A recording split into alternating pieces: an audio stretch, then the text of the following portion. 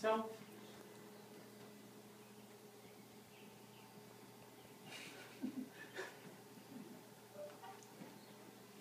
all right. Hello everyone. Thank you again to gather here tonight.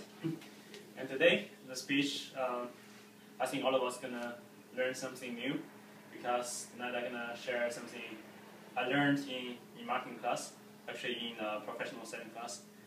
And this kind of exciting models is also can be found everywhere on the internet and a lot of marketing textbook. And this model is called customer-oriented sales model. Okay, in this sales model, there's totally 4 phases. The first one is establishing rapport. The second one is discovering customers' needs. The third one is making your presentation. The fourth one is closing sales. I'm gonna explain all these 4 phases tonight.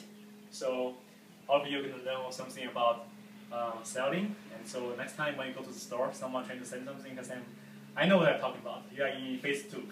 So yeah, so I think no matter you are trying to sell someone or you go somewhere, people trying to sell to you, I think it's all helpful in all these situations. The first one is establishing rapport. There's 3 steps. The first step is introduce yourself and your company.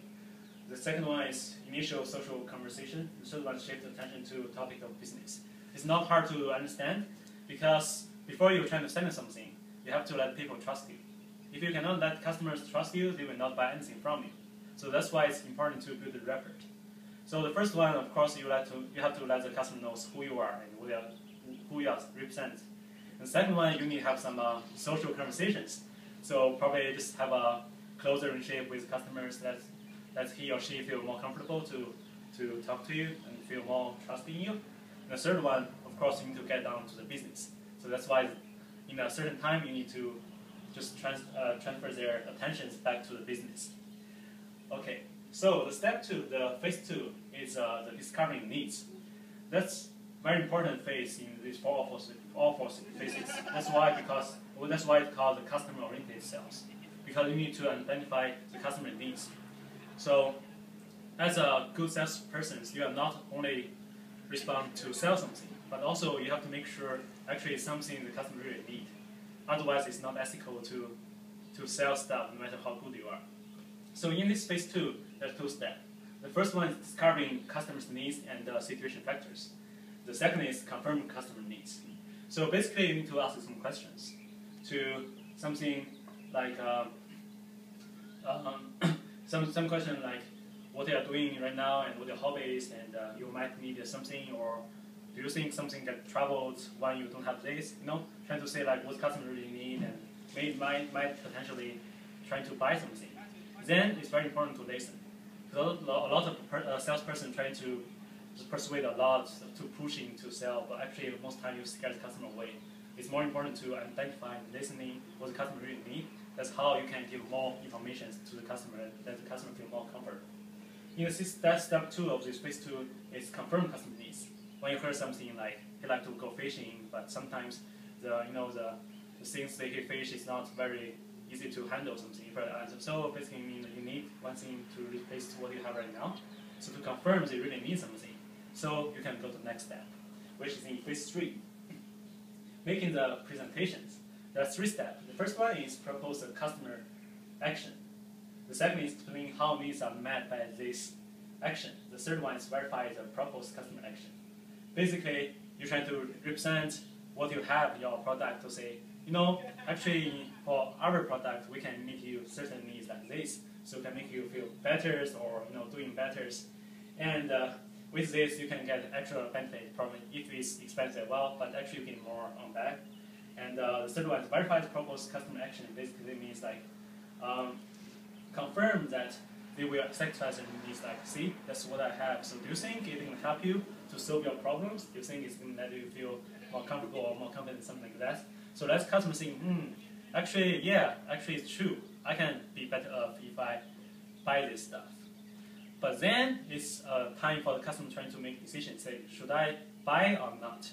So that's why it's also very close, very important for the last phase of this model, which is closing sale. So Basically, what you do on step 1 is ask for customers' commitment. Basically, means like, do you think you're gonna buy this or not? You know, there's 2 possibilities. It's either the customer say yes. Say yes, well, it's easy. So just like thanks for them to buy stuff from you, and remind them again like what you get by you pay this certain price, but you get a lot of things. And the third one is just reassure them that they may just made a good decision.